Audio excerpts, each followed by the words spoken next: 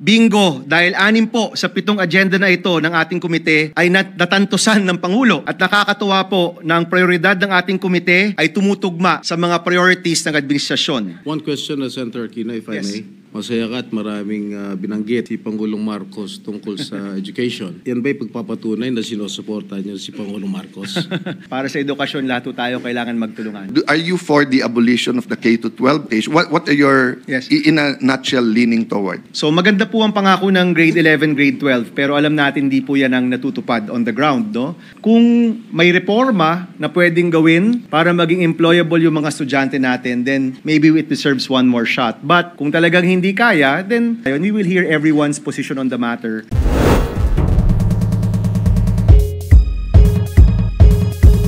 Kenneth, and as your chairman of education, I remain committed to prioritizing reforms in this sector as it will affect generations of Filipinos and the future of our dear nation. But before I discuss the crisis in our education system, I must thank the Second Congressional Commission on Education, or EDCOM, co-chairpersons Senator Sherwin Gatchalian, Senator Alan Peter Cayetano, Congressman Roman Romulo, and Congressman Mark Go.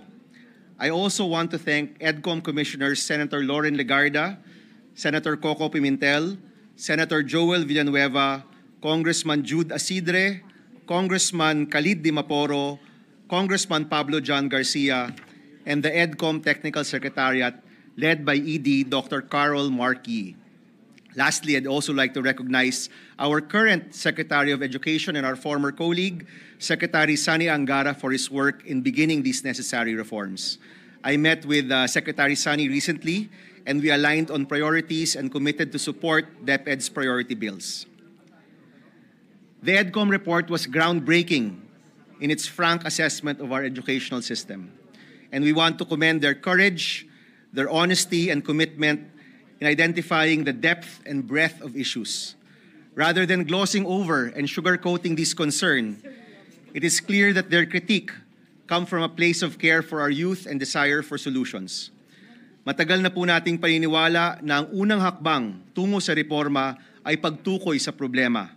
At dahil sa EDCOM report, nagagawa po natin yan ngayon. The issues our education system face will not be solved easily. The pace of reform can sometimes be slow, kaya nananawagan po kami sa aking mga kasama dito po sa Senado na tulungan ang komite para matugunan ang krisis sa edukasyon. Pagdating sa edukasyon, siguraduhin po natin na walang kulelat.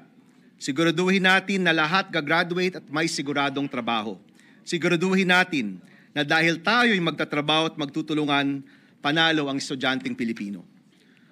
Mula sa aming mga konsultasyon sa mga lokal na pinuno, mga opisyal ng paaralan, mga magulang at mga mag-aaral, nakita po namin na malalim ang krisis sa edukasyon at matagal na pong nagtitiis ang mga estudyante sa ating bayan. Nakakabahala at nakakabigla ang pang-araw-araw na buhay ng isang Pilipinong estudyante sa pampublikong paaralan. Ang ilan po, kilo-kilometro ang kailangang lakarin para lang makarating sa eskwelahan. Yung iba, walang classroom na nagagamit, kaya nagaklase sa waiting shed at covered court. Ang iba pa po, wala pang maupuan. Ang mga estudyante kailangan paghatian ng textbook dahil kulang at huli kung dumating, at mano-manong kukopyahin para lang may babalik ang aralin. Ang mga ibang bata pumapasok na gutom, at kung suspendido ang klase dahil sa bagyo, sa baha o dahil sa heatwave, hindi makapag-online para matuto dahil walang libreng internet. Our consultations and EDCOM's report form the foundation of 7 key issues we need to address immediately, while recognizing that there are many more issues that will remain and many more that will arise. Unang-una, Filipino students today face a crisis in nutrition. Only 25% of Filipino children between 6 to 12 months old meet the recommended daily energy intake. 1 in every 4 Filipino children under 5 years old is stunted. And past the first 1,000 days, or from conception to 2 years old, stunting becomes irreversible. And these children will have permanent deficiencies in their physical and cognitive development. Mga kasama, in the 17th Congress, I principally sponsored and co-authored the Masustansyang Pagkain para sa Batang Pilipino Act or RA 11037 in partnership with Senator Grace Poe. And to solve undernutrition among Filipino children, we must now work together to pass priority legislation from DepEd that amends this law to strengthen its implementation and provide universal feeding for kinder to grade 3 and targeted feeding for grade 4 to grade 6. Our children deserve to be well fed and taken care of so that they're ready to learn. Pangalawa, second, there is an urgent need to address the classroom shortage in schools with an additional 165,000 classrooms needed across the country. According to the EDCOM report, our Filipino schools are holding more than 2 shifts a day, and only 30% of school buildings are in good condition. Across the country, I've met local leaders and school officials who've talked about the state of their schools and discussed the lack of classrooms. And this leads me to believe, mga kasama, that the classroom shortage may possibly be even more than 165,000. We will exercise our legislative oversight into investigating the gap between the costs for building classrooms. Through our consultations, nalaman po namin na may mga NGO na gumagastos lang ng maliit sa 1 million pesos para makagawa ng classroom. Pero bakit po sa gobyerno more than double ang presyo ng classroom sa ating bansa? Umaabot po ng 2.5 million pesos pataas. Ang tanong, bakit mas mataas ang halaga ng classroom na gawa ng gobyerno kesa ng pribadong sektor? At mahalagang malaman po natin ang sagot sa tanong na ito upang makapagpagawa po tayo ng classroom para sa ating mga estudyante. To solve the lack of classrooms, I filed the Classroom Building Acceleration Program or the CAP Act. Once passed, this will enable the private sector, other non-government groups, and of course, other local government units to build our classrooms and to participate in the construction of classrooms. Kapag sabay-sabay gumagalaw ang gobyerno, pribadong sektor, non-government organizations, national and local government, mas mapapabilis ang pagpapatayo ng mga classrooms natin. Pangatlo, students, teachers, and administrators lack internet connectivity to support their education and aid in providing a multimodal approach to content delivery. With internet connectivity, students can supplement their studies with online learning, do further research, and communicate with one another. Teachers use the internet to improve their lessons and methods of teaching. And most importantly, access to the internet and internet literacy from an early age helps equip our students for future employment. In the interim time it takes classrooms to be built, access to the internet provides an additional avenue for a more robust multimodal approach to education. And to solve the issue of internet connectivity, we will exercise the function of legislative oversight and work closely with the DICT, who have underutilized their budget for connectivity since 2020. As the principal sponsor of the Free Internet Access in Public Spaces Act, which is also called the FIAPA Law, ipapatupad po natin ang paglagay ng internet sa ating mga public schools. I recently met with Secretary Aguda of DICT who committed to the full implementation of this law by the end of 2025. And during last Monday's SONA, inulit po ito ng Presidente na priority makonect ang ating public schools sa internet. Our students and teachers deserve every possible method to access learning materials and should not be burdened by additional costs to access the internet. Pang-apat, Filipino students still lack access to textbooks. According to the EDCOM report, at the halfway point of the current school year, ngayong Enero po, only 37% of textbooks titles were delivered for grades 4 and grade 7. Ibig sabihin po nun, kalahating taon tapos na, pero mas mababa sa kalahati ang mga textbook na nakukuha ng mga estudyante. Hindi po na-deliver ang mga textbooks ng mga estudyante natin. And friends, this is not a budget issue. This is a systemic issue from textbook development, procurement, publishing, and even delivery. Coupled with the implementation of the Free Wi-Fi law, our stopgap solution to the lack of textbooks is the e-Textbook para sa Lahat Act. Once passed, this law will require the digital availability of all DepEd-approved textbooks for basic education on all official platforms or authorized channels for free. Ibig sabihin po nun, sa kauna-unahang araw ng pag-aaral ng mga estudyante natin, ang mga textbooks na hindi pa po na-deliver sa kanila, pwede nang ma-access online. Our students should be able to access the textbooks on time, whether in print or on the internet. Panglima, teachers are overworked, underpaid, and significantly lack support. 2 out of 3 teachers report working on over 50 non-teaching tasks and work more than 40 hours a week. Reports have shown that it takes a teacher 15 years to move from teacher 1 to teacher 3, where they earn around 30,000 pesos. And some schools have 500 teachers but only 4 non-teaching personnel. And only 45% of public schools have a designated school principal. Our teachers are overburdened and can't do what they want and what they need to do, which is to teach our children. To solve the lack of support for teachers, I filed the Angat Sweldo para sa Guru Act, which seeks to grant 10,000 monthly compensation to all public school teachers and qualified non-teaching personnel over the next 3 years. And we will work closely with DepEd in addressing the lack of administrative support for teachers. Another reform that was suggested to us by DepEd is to amend the Philippine Teachers Professionalization Act to provide alternative pathways to teacher licensure, to strengthen oversight of underperforming teacher education institutions, and ensure greater transparency and quality in the licensure process. Our teachers face a monumental task when educating our children and should be supported and rewarded for their work. Pang-anim po, Filipino students are 2 years behind curriculum expectations. EDCOM reported that there are grade 3 students who have grade 1 level competencies in reading and math, 2 years behind. They also report that grades 8 and 9 students struggled with basic subtraction and multiplication in the recent DepEd learning camps. I've spoken to teachers who have also reported that there are some grade 6 students who cannot read and comprehend according to their grade level. Mga kasama, urgent na po ang problemang ito. There is a learning gap in our country at kung hindi po natin tutugunan, mas lalaki pa ang learning gap na ito. We recognize the urgency to address this gap in the current curriculum with supplemental, remedial programs, and of course, possibly even changes in the curriculum. To solve this issue, we will work closely with the agencies on properly implementing the K-12 system and strengthen the National Learning Recovery Program. We will work on adequately funding the National Learning Recovery Program and support groups that work on remedial learning. Panghuli, mga kasama, number 7. Our current educational system does not adequately prepare students for employability.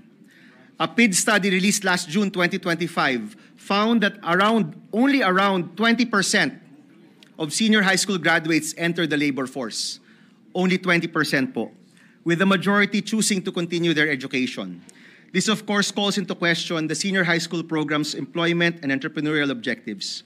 Mr. President, isa sa mga dahilan ng pagpasa ng Enhanced Basic Education Act noong 2013 ay para matiyak na makapagtatrabaho na ang isang estudyante na nakapagtapos ng senior high. Ganun po yung pangako ng K-12. Kung hindi ako mag-college, gagraduate ako ng grade 12 at kaya ko na magtrabaho. Pero nakikita po natin na hindi po itong katotohanan sa ating mga eskwelahan.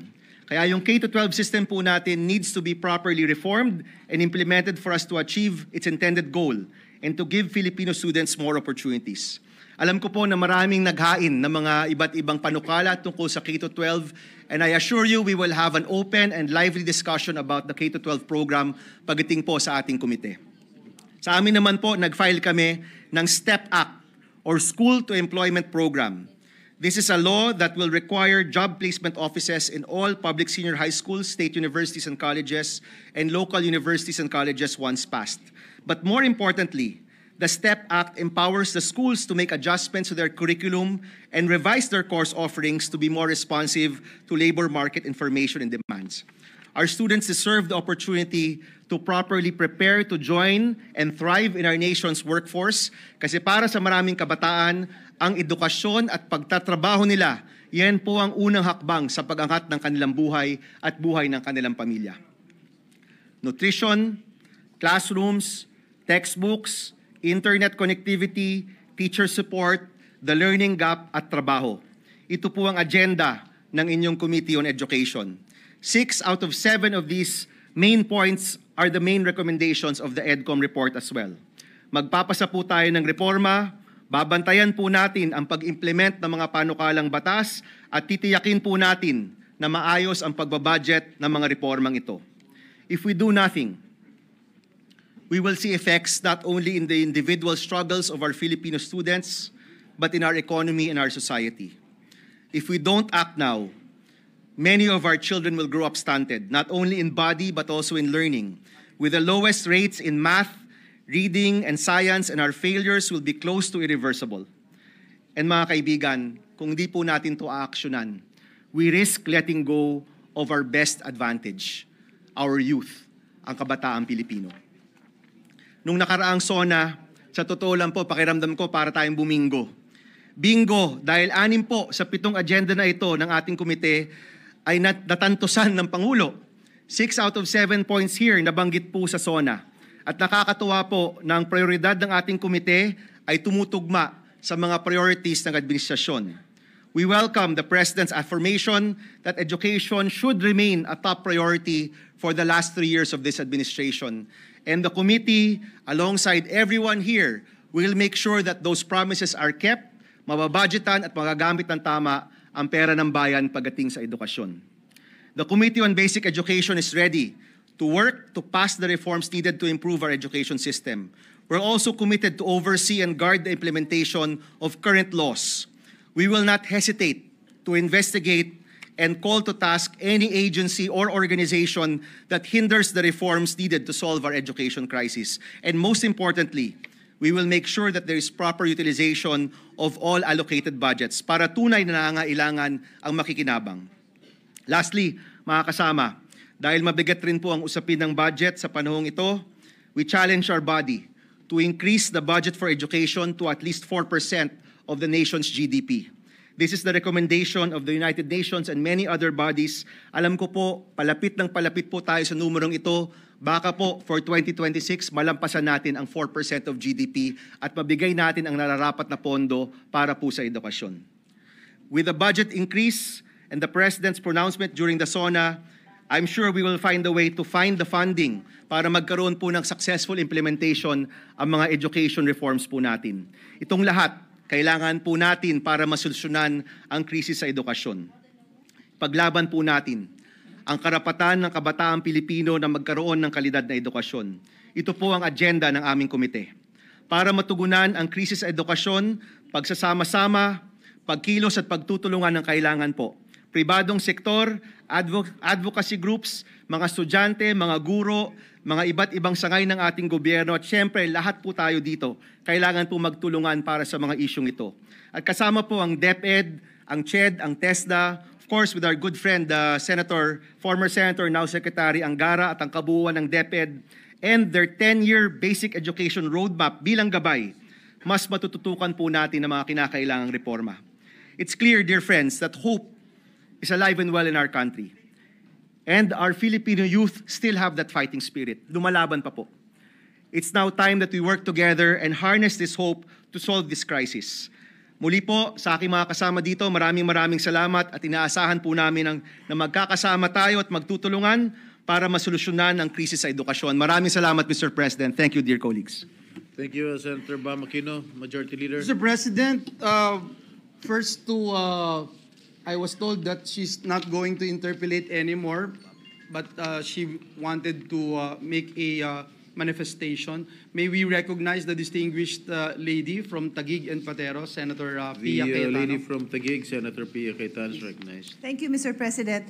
The Majority Floor Leader is correct. This is not an interpellation. This is just a manifestation of support.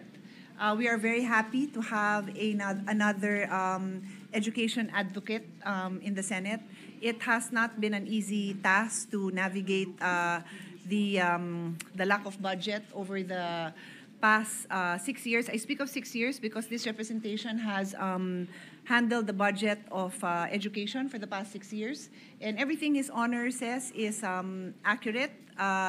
All the challenges we've faced pretty much remain the same, but I want to share some good news, which His Honor in some way has also mentioned. Number one is we have a secretary, as you know, who has sat in our shoes, who has been among us, and was one of the proponents for the forming of the EDCOM 2 So I'm happy to hear that His Honor had met with Secretary Angara. The second thing I'd like to point out is in terms of the budget, I join His Honor in expressing our joy that the President has made it very clear that it is a priority, and in the 3 years, we really hope to see, at the end of the day, it boils down to funding. I think there's no one who will deny the importance of education, but it will boil down to how we allocate funding. And I'd like to share one situation. Based on, was it the 159? That's last year? Last year. Okay. So I'm just going to share last year's data because that's the data I had when I handled the budget. 159,000 shortage of classrooms, 159,000. But the budget allocated was good for? Just 7 billion. 7 billion. But to address the 159 billion, if you divide that, 159,000 shortage, the needed budget is? 398 billion. So kung yung 159,000 na shortage, you try to fill that gap in 10 years, that 398 billion, you will spend 39 billion per year. Correct? Basic naman, no? 398 divided by 10, 39 billion. And yet, ang na-budget natin 7 billion na. last year, for this year, is 7 billion. So we will have the same conversation, Your Honor, in a few months, because it will boil down to what is our political will to address this. And I also want to point out that this does not include the damaged classrooms. Yes, repair. That is actually the low-hanging fruit. Paayos mo na lang. Unfortunately, without any malice at all, I think many local would want na mapakitang may bagong classroom. Pero on the ground, paayos mo na lang, di ba? Para magamit naman ng mga estudyante. And I think His Honor wanted to say something, yes. Mr. President. Yes, please proceed. Yes, let me just, although this is not an interpellation, but if I may just mention, I'm very bullish about this year's budget, Mr. President, because our new Chairman of Finance is the former Chairman of Education, who knows this inside out and who was instrumental in putting together EDCOM 1 and 2. So we've talked on the side with our Chairman for Finance, and we can make a push. I also remember in the SONA, Mr. President, I think the President mentioned that his target is 40,000 classrooms for this year. If that's 80 billion pesos, because government is spending about 2 million pesos per classroom, if we can find a way to bring that price down, Mr. President, no, of course the lady from Taguig knows the numbers inside out, but she also knows that a number of groups are able to build classrooms for much cheaper. Yes, of course. So if we're able to bring the price down, we will be able to build more classrooms with a smaller amount. So if the target is 40 billion classrooms, 40,000 classrooms, which might be 80 billion pesos, and we can bring the price lower, we'll be able to build more classrooms this year. At ang panawagan ko, Mr. President, maging bukas tayo sa mga hearing at alamin natin bakit ganoon yung mga presyo.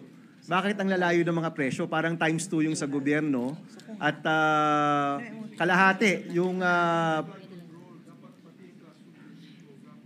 the gentleman from Bukidnon mentioned na hindi lang flood control, dapat pati classroom building imbestigahan. In fact, if we were to decrease the budget for flood control, ilagay na lang natin sa classroom building program. If I'm not mistaken, Mr. President, we spent 350 billion pesos on flood control for this year. Yun na, more or less yun na yung amount na kailangan for the 159,000 classroom shortage. Yes, Mr. President. Anyway, Mr. President, just one last point on the classrooms. The former chairman of the Committee on Education will recall that one of the biggest problems we face also is absorptive capacity. So many of these LGUs will include in their wish list budget for classrooms, pero hindi pa nila nagagawa yung pag-survey doon, tapos minsan yung property na i-allocate nila, yun yung malalandslide. Yes. So in the first 3 years that I handled the DepEd budget, that was the biggest problem. Hindi makagalaw, nagtuturoan yung, Senator Mark Villar is here, nagtuturoan yung DepEd and yung DPWH kasi sabi ni DPWH hindi nila magalaw dahil kulang yung preparatory work that must be done. So, just sharing this Yes. with His Honor because these are the issues, I think, paikot-ikot lang to.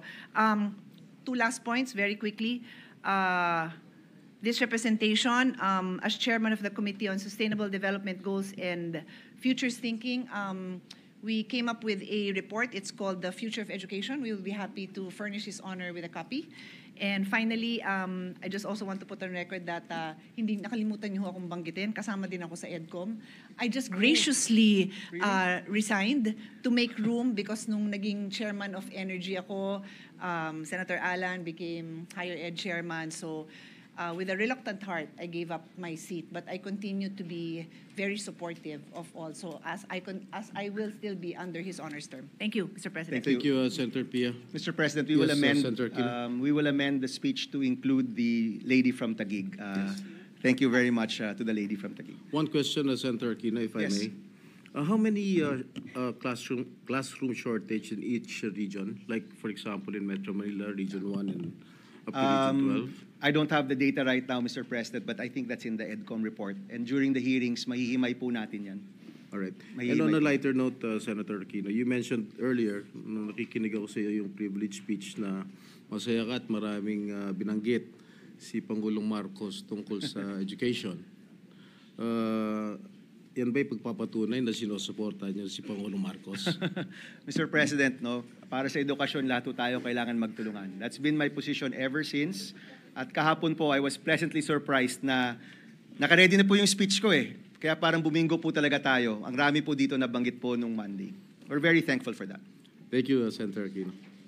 Mr. President, the gentleman, Senator Kiko Pangilinan is also seeking the floor. I move that he be recognized and then Senator Padilla. Senator Francis Pangilinan is recognized.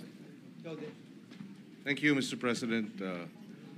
This is not an interpellation, but I would just like to make a manifestation after listening to the privileged speech of our colleague, Senator Bam Aquino. This is to inform the good chairperson and our colleagues that this representation filed a bill, Libreng Almusal, for our grade school students as well as daycare center children. The incidence of stunting is alarming. There is an epidemic of hunger among our children.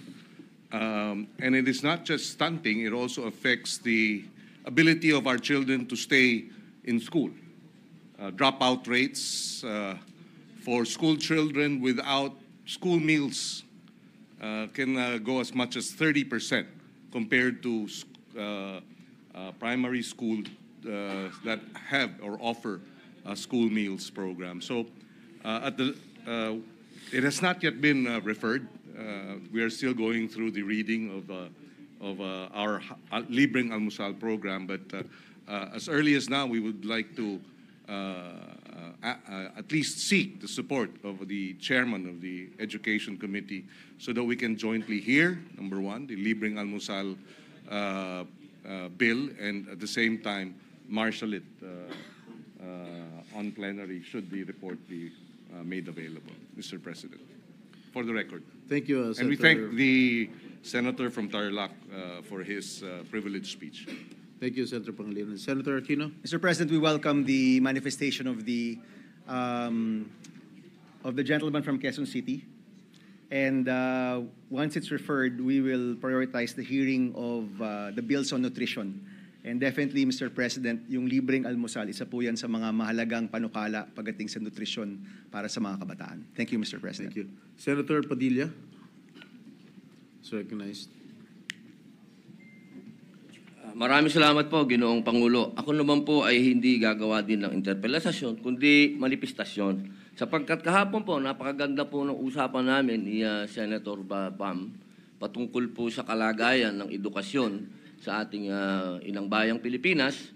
At napakaganda po nung pinuntahan ng aming usapan na sana ay magkaroon din tayo ng mga hakbangin patungo naman doon sa ating kabataan na manumbalik sa pagmamahal sa kanilang kalikasan. Kanina nga po ay muli po nating binalikan habang nagsasalita yung ating mahal na senador galing sa Tarlac. Marami pong nanumbalik sa ating alaala na yung ating po mga kabataan ay masyado lang nalululong sa mga masasabi po natin, lalo yung pagkakalikha ng smartphone na yan, laging nakaharap na lamang doon sa kanilang mga smartphone, pati po sa mga malalayong lugar, nabigyan pa ng mga magulang ng kanilang mga cellphone, nandun na lang lagi po ang kanilang atensyon. Sana po sa aming pong pag-uusap kahapon ay mabigyan po ng pagkakataon yung ating kabataan matutumuli na bumalik sa lupa. Yung kanilang pong pagtatanim, agrikultura, matutunan po silang mabuhay uli na sa kanilang pong kakayahan ay masuportahan nila ang kanilang mga sarili. Yun lamang po, ako po ay saludo po sa inyo, Senator Bam. Maraming salamat, Senator Padilla. Senator Aquino. Yes, we'd like to thank the gentleman from Camarines Norte. Maraming salamat po, Senator Padilla. At isasama po natin ang usapin tungkol sa kurikulo dito po sa mga susunod na hearing at masasama po dyan ang usapin tungkol sa kalikasan. No? Nung ako po ay grade 4, alam ko, may 4-H club kami, may kailangan ng planting, Boy Scout, no? Tree planting, napakaraming mga ginagawa po para mapalapit sa kalikasan. At maganda nga po na mapag-usapan po yan. Maraming salamat po. Thank you po, Mr. President. Majority Leader. Mr. President, Senator Win Gatchalian and then Senator Rafi Tulfo are also seeking the floor. I move that they be recognized. Senator Win Gatchalian is recognized. Thank you, Mr. President. Mr. President, this is not an interpellation, but I just want to manifest my full support to the privileged speech of Senator Bam Aquino, and I'm very happy that there's another education champion joining the halls of the Senate. And I was listening intently to his speech earlier. Alam niyo ho, ang Year 1 report is 400 pages, and Year 2 report is 400 pages, yung EDCOM yearly report.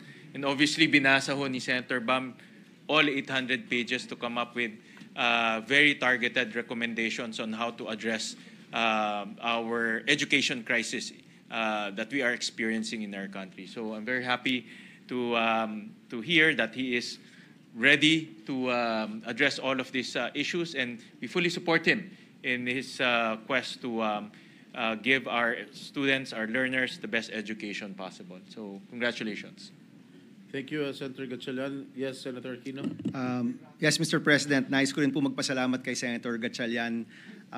We already spoke during the campaign period kung gaano po ako humahanga talaga, no, pagdating po sa kanyang trabaho dito po sa Senado, especially pagdating sa edukasyon.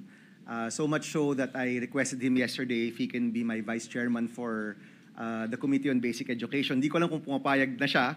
Pero My honor, Mr. President. Para meron pong continuity, no, yung mga reformang ginagawa, ang mga nailabas ng EDCOM. By the way, Mr. President, the EDCOM report, I will repeat what I said earlier. Yung pagka-honest ng EDCOM report, yung pagka-prangka niya, pagdating sa mga problema natin, napakagandang simulain para sa mga reformang ito. Kung yung EDCOM report po, gin-loss over lang yung mga problema. Kasi some reports, ganyan po, no? Kung ganun po yung nangyari, hindi ho tayo uusad. Pero dahil yung report pong ito at lahat ng mga commissioners na nandito, nagtulungan, naging tapat at naging prangka sa mga nakikita nila, palagay ko po may chance talaga tayong mapatupad yung mga reformang kailangan natin. So again, Mr. President, I'd like to thank Senator Gatchalian for all of the great work that they've done. Salamat, sir. And Mr. President, just to put on record that Senator Bam is now the co-chair of the EDCOM, so I can see that EDCOM will be working doubly hard until the end of the year because its life is until end of the year. But definitely, nakikita ko po na marami tayong mariresolve dahil meron ho tayong isang chairman ng basic education na talagang ang puso niya ay para sa ating mga bata. So, congratulations. Thank you, Mr. President. Thank you, Senator Gatchalian. Majority Leader. Yes, Mr. President, Senator Rafi Tulfo is also seeking the floor. I move that he be recognized, Mr. President. Senator Rafi Tulfo is recognized. Thank you, Thank you, Mr. President. I would like to associate myself with the privileged speech of Senator Bam Aquino. It is very timely as another school year begins, and once again we deal with the problems of our public education system. Nandiyan na yung nationwide classroom shortage na 165,000. Kulang na kulang po talaga ang classroom para sa tinatayang 27.6 million enrollees mula elementary hanggang senior high school. At may shortage rin na 56,050 sa bilang ng mga guro. Ngayon, nalapit ng budget season, siguraduhin po natin sana ang bawat sentimo na ibubuhos natin sa edukasyon ay mararamdaman ng ating mga mag-aaral. Pero maliban po sa problemang ito, nais ko pong ikatok sa ating chair ng Committee on Basic Education, kay Chair Senator Bam Aquino, ang mga problemang nakakarating sa akin ng personal na sana ay matugunan natin ngayong 20th Congress. Una na po rito ang hindi pagpasok ng mga mag-aaral sa kadahilanang wala silang sapat na pangbaon na pagkain. Ito po talagang laging inilalapit sa akin ng mga magulang, ng mga estudyante sa public school, sa elementary, na hindi sila nakakapasok dahil gutom sila. Wala silang makain. Nung gabi, wala silang makain. Pagdating umaga, wala makain. Kaya hindi na po papasok, nag-absent na lang. Ayon sa Republic Act 11037 o ang masustansyang pagkain para sa Batang Pilipino Act, bibigyan ng 45 meal for not less than 120 days per year ang mga mag-aaral ng public elementary schools. Hindi po ito sapat. Kung gusto nating masuportahan ang ating mga mahihirap na mag-aaral, kailangan po nating tugunan ang problema ng kagutuman. Hindi makakapag-isip na maayos ang mga estudyante at marami na rin hindi sila po makapasok dahil nga po sa kakulangan sa pagkain at wala ng sustansya ang kanilang kinakain kung meron man. Kaya sa panukalang aking pong inahain, nais ko pong maitulak na mabigyan araw-araw ng isang full fortified meal ang mga public school students mula kinder hanggang senior high sa buong durasyon ng academic year. Ang susunod po nais kong matugunan ay ang paulit-ulit na insidente ng bullying sa mga eskwelahan. Silipin po natin saan tayo nagkulang at talamak na rin po ang bullying, especially sa elementary and high school. Kailangan magkaroon ng sapat na sistema upang mapigilan ang bullying para hindi lamang ito reactive at puro suporta sa mga biktima. Prevention po ang mas mahalaga. At sa huli, bilang chairperson ng Committee on Public Services, aking pong tututukan ang problema ng internet sa ating mga public schools, lalo na sa mga malalayang lugar na mahirap abutin. Malaki po ang tulong ng internet para sa mga paaralan, lalo na po kung kailangan mag-switch sa online class dahil sa mga sakuna sa iba't ibang lugar at para dumami rin po ang makikipag-avail ng mga online open universities na available sa ating mga kabataan. Again, thank you to our dear colleague Senator Bam for advocating for our youth and their future. I'll be more than happy and ready to support you. Thank you, Mr. President. Thank you, Senator Rafi. Yes, Senator Aquino. Mr. President, Nais ko lang magpasalamat, Mr. President, sa aking bagong seatmate, Senator Rafi Tulfo. Yung isa po niya na nabanggit na hindi ko po nabanggit sa aking speech, yung bullying. Sa totoo lang po, nasa top recommendations yan, Senator Win, di ba, ng EDCOM report. At hindi pa rin namin nahanap kung ano yung pinakaakmang solusyon dito, kaya hindi ko muna napag-usapan. Pero siguro po, pwede natin pag-usapan ano ba yung magandang panukala para ma-address ito o baka naman meron ng plano ang DepEd pagdating po sa problemang ito. But for the record, gusto ko lang pong banggitin, yung problema ng bullying is one of the top concerns of the EDCOM report. And we will also do our best to find the solution here. Salamat po. Salamat, Senator Tulfo. Thank you po. Thank you, Senator. Mr. President, last but not the least is the gentleman from Taguig and Pateros, no other than Senator Alan Peter Cayetano. I move that he be recognized, Mr. President. Senator Alan Peter Cayetano is recognized. Thank you, Mr. President. And with the permission of the good gentleman from Tarlac and as Senator Win described, another champion for education. Excuse my voice, Mr. President. I'm praying to be charismatic but woke up asthmatic. So medyo masama yung sa chest, but I cannot help but stand up because kung ano man nararamdaman ko does not compare really with the state of education. At gusto ko rin pagbigyan yung dati natin na Senate President Mig Subiri na nagsabing dapat mas maraming discussion talaga sa floor. Diba? So if the gentleman from Tarlac would allow me only 2 questions. Of course, Mr. President. Sige. First of all, I thank God that you were the first to speak and the first topic is education.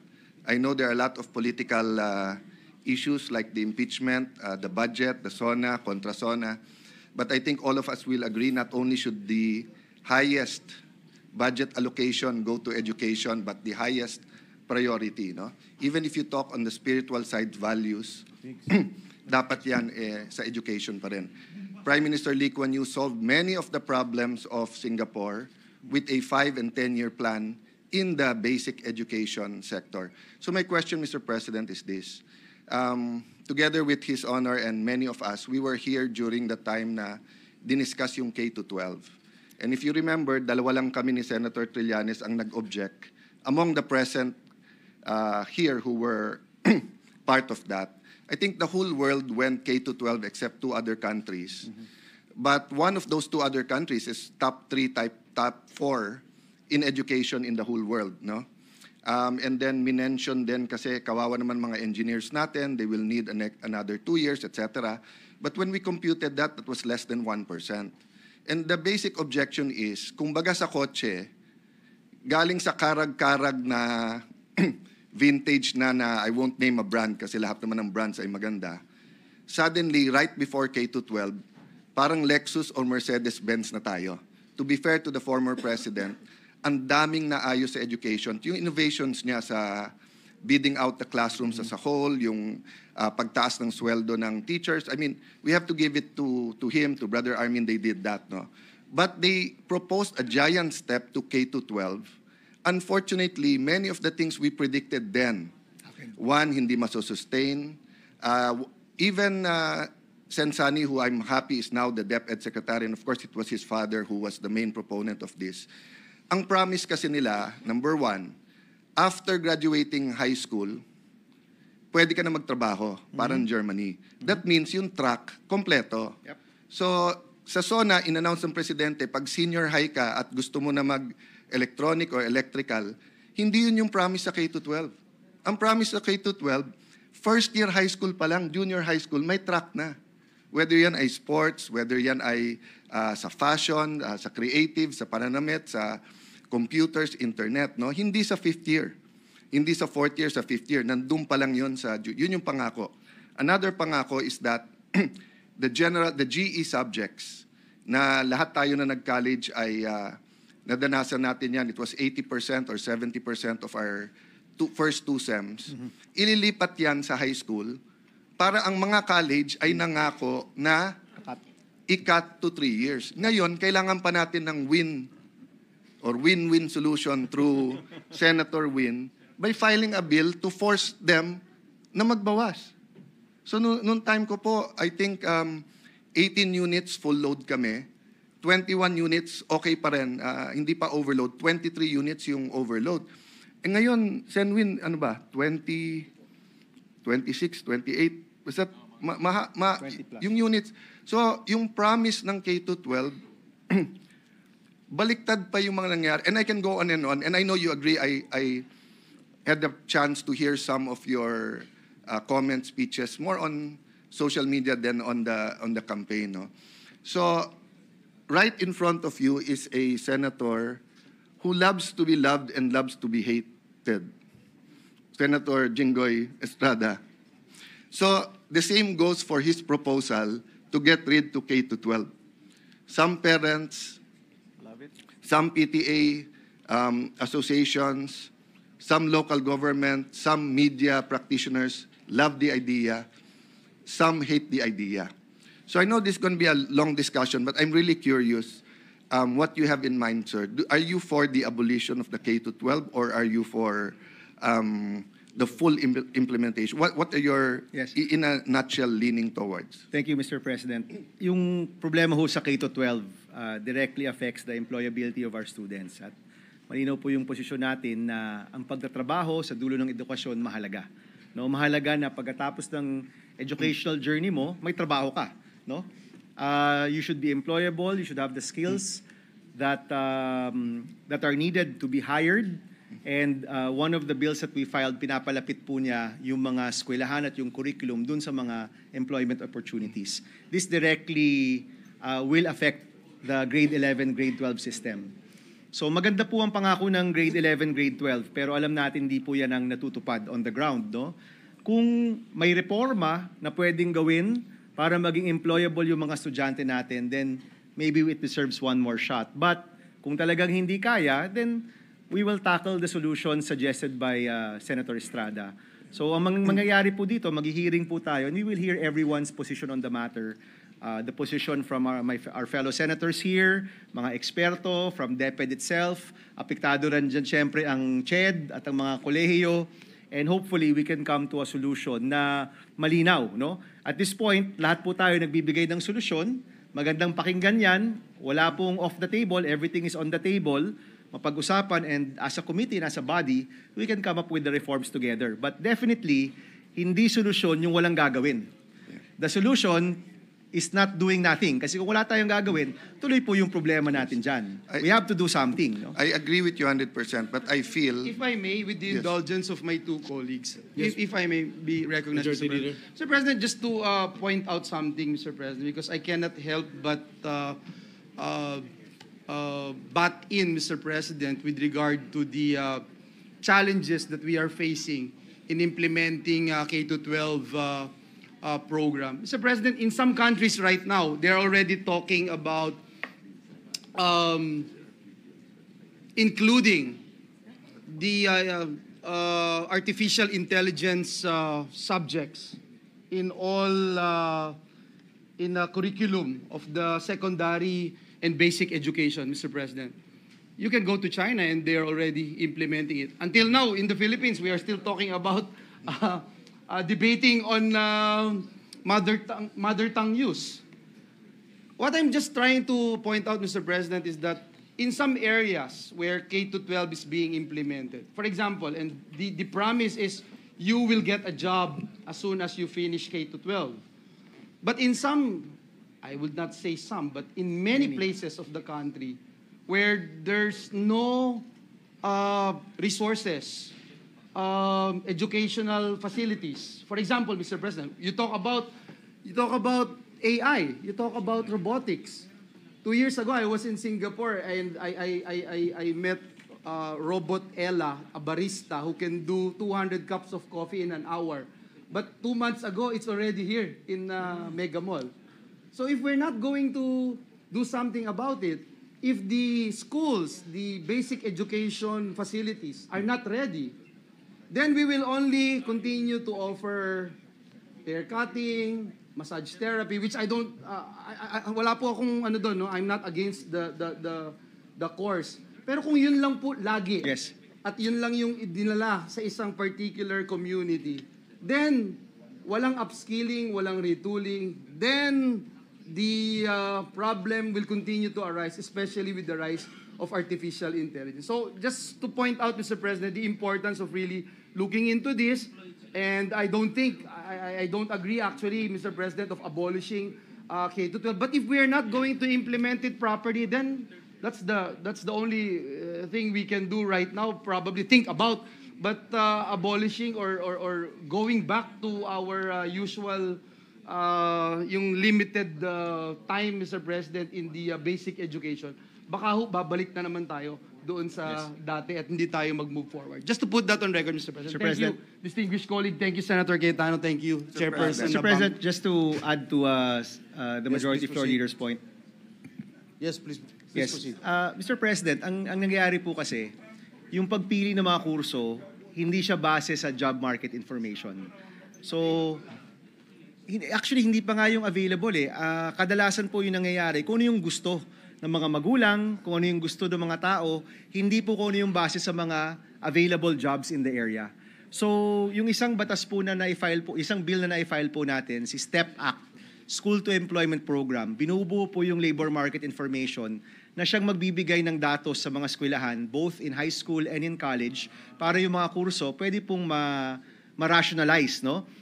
Sa gayon po, mas sigurado yung pagtatrabaho ng mga kabataan natin kasi yung kurso na tinitake up nila, talagang may opportunity na magtrabaho dun sa lugar. Ang nangyayari ho ngayon, base sa survey, base sa kung anong gusto, in the end, hindi nagmamatch.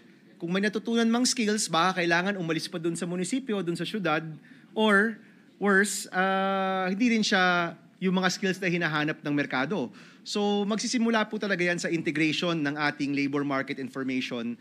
Alam ko po, the majority floor leader is the expert on technical vocational matters here, no? So alam po niya na ang TechVoc schools, kadalasan meron niyang labor market information para yung offerings po nila, swak talaga sa pangangailangan. Kung nagagawa po yan ng TechVoc institutions natin, ba't hindi nagagawa ng ating mga senior high school na siyang nagbibigay rin ng NC1 at NC2 certification? So marami ho talagang reformang kailangan gawin, and we would welcome the expertise of the good majority floor leader during the deliberation. So maraming salamat po, sir. Salamat, Sir President, just to react to the gentleman from Tarlac saying we cannot do nothing. Okay, let me agree with him 101%. And to be fair to all our past presidents, I don't think they're not doing nothing. My point is we have to do something radical. Yeah. Kasi mabigat masyado yung problema. For example, in Metro Manila and many highly urbanized places, what we're talking about, job matching, etc., ganyan, malayo pa yon. Bakit? Half day lang sila eh. 3 oras lang, 4 na oras. Wala ng classroom, kulang na ng teachers. Pwera pa yung 1 linggo na walang pasok dahil bumabagyo. Karamihan sa kanila, wala rin naman tablets or Apple computer labs or anything like this, no? So the problem is really much more basic. The problem, that the bigger parts of the problem goes back to pre-K to 12 eh. Nabanggit ko kanina, bakit ngayon mas maraming more than 18 units. Lumalabas sa EDCOM, 122 units ang college eh. So 122 divided by 3 years, that's only about 40 units per year. So kaya naman pala ng 3 years. Bakit? The longer you ask a parent to sustain yung pag-aaral ng bata, the bigger the chance na mag-drop out. In Taguig, we have a 100% scholarship program. Pagka-graduate mo ng high school, we'll give you automatically 15,000 para makapag-enroll, whether TESDA yan or college. If it's a center of excellence like UP, we'll give you 50,000. Kung teacher ka, or police will give you 80 to 120,000 magmasteral. But you know, you check the dropout rates, comparable pa rin sa ibang lugar. Kasi nga yung scholarship program natin at pinagyayabang natin full scholarship, 30% lang yun ang gastos eh. Yung out of pocket is 70%. And the additional kindergarten, which is good ang kindergarten, 100% good. But yung additional 2 years, tapos yung nag-additional 2 years ka nga, half day ka naman. Ano yun? Diba? So again, I know this is going to be a long discussion.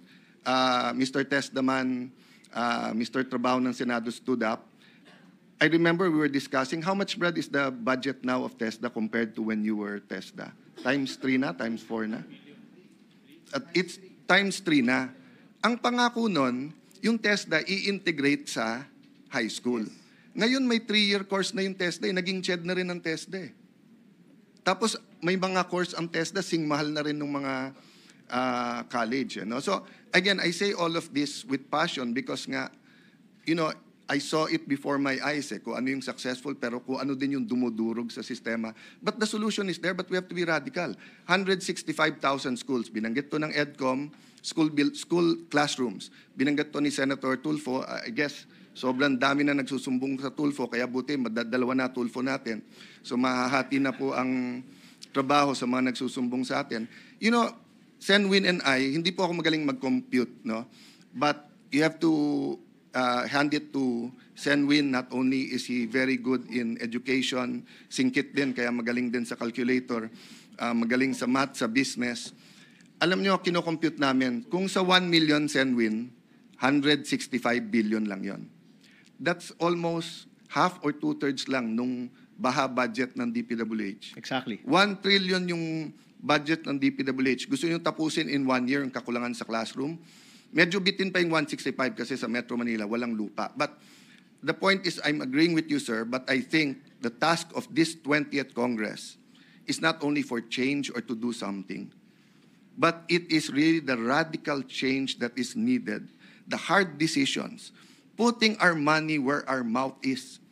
I campaigned in my first term in 1998 telling may kababayan in Taguig, tiisin muna natin na napuputikan ang paa natin.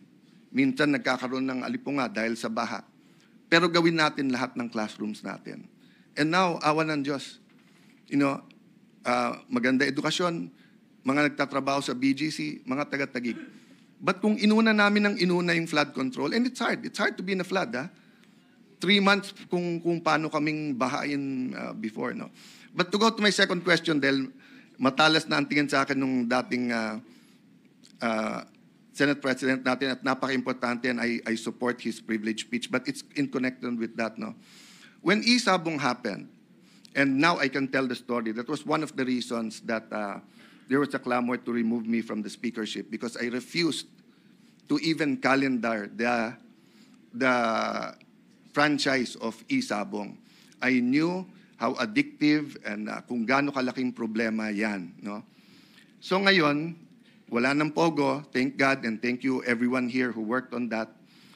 Having said that, pinag-iisipan pa ng Malacanang kung ano ang epekto at anong balance ng online gaming. So my question is this, because nga I'm eager to hear Senator Subiri, former Senator Subiri, but shouldn't CHED and TESDA and DepEd, not only kay Sen Sani now, I said this during the time of VP Sara, I said this during Duterte administration, shouldn't they weigh in? Kasi can you imagine, sasabihin ng PAGCOR, we're making 50 billion. Tapos ang mga bata, tuturuan mo, kulang-kulang tayo ng mahigit 1 trillion, papayag ka sa 50 billion na kikitain, tapos ang mga bata, tuturuan mong hard work, mag-aral ka, huwag kang magsusugal. And then pag uwi nila, yung driver na sumusundo, nagsusugal. Sa church, kahit kahapon sa anong Monday, di ba? May nanonood na sabong habang binoboto yung speaker. So, do you feel, no, as one of the champions of education, that despite being in the same cabinet, certain members of the cabinet that deal with our children, no, and deal with values should have a hard stand? I agree. Thank you. Mr. President, just to respond to the query of the gentleman from Taguig, I agree completely. No, hindi ho dapat natin ipamigay ang kinabukasan ng mga anak natin para sa ilang bilyong buwis na makukuha natin. And I'm sure, Mr. President, this issue will be tackled here. That's the privileged speech of the gentleman from Bukidnon. And I will support all measures to ban online gambling. So thank you very much, Mr. President. Well, after hearing that, Mr. President, may I offer to transfer to Senator Bam the Committee on Science and Technology, given that this is intimately related with his advocacy of dito sa basic education. So we have agreed that he'll give me 1 year to finish some bills that I started or that all of you filed. I didn't file that, but I heard it. But after hearing him, and he was my seatmate in the first day, I think earlier is better. So if the good gentleman will just allow me to hear some of the bills we started, I'll at the right time, I'll ask the majority leader at his discretion to transfer the chairmanship to you, my friend. Thank you very much. Thank you very much, Mr. President. And of course, the gentleman from Taguig, I'd like to extend my thanks. Salamat po, mga kasama. Thank you. Thank you, Senator Aquino. Majority Leader.